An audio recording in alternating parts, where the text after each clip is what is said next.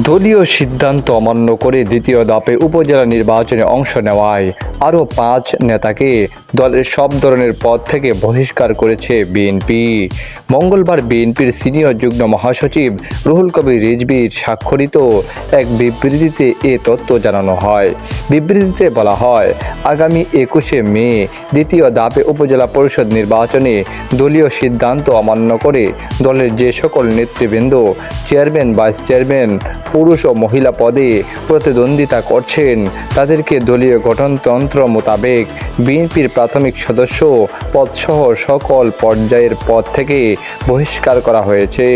বহিষ্কৃত নেতৃবৃন্দরা হলেন ঢাকা বিভাগ মানিকগঞ্জ জেলা সাটুরিয়া উপজেলা যুবদলের যুগ্ম আহ্বায়ক মোহাম্মদ সুহেল রানা মল্লিক, ভাইস চেয়ারম্যান পদপ্রার্থী; মানিকগঞ্জ জেলা সাটুরিয়া উপজেলা মহিলা দলের সাধারণ সম্পাদক মোসাম্মদ মুন্নি আক্তার, মহিলা ভাইস চেয়ারম্যান; খুলনা বিভাগ খুলনা জেলা খানজাহান আলী থানা বিএনপির সাবেক সাধারণ সম্পাদক মোহাম্মদ ইকবাল হোসেন, ভাইস চেয়ারম্যান; রাজশাহী বিভাগ নওগাঁ জেলা সাপাহার থানা মহিলা দলের প্রচার সম্পাদক মোসাম্মদ সুমি আক্তার, মহিলা ভাইস চেয়ারম্যান পদে; বগুড়া জেলা দুপচাচিয়া উপজেলা বিএনপির মহিলা বিষয়ক সম্পাদিকা মোসাম্মদ সখিনা বেগম, মহিলা ভাইস চেয়ারম্যান। গত 6 মে দলীয় সিদ্ধান্ত অমান্য করে দ্বিতীয় ধাপে উপজেলা নির্বাচনে অংশ নেওয়ায় 61 জন নেতাকে বহিষ্কার করেছে বিএনপি।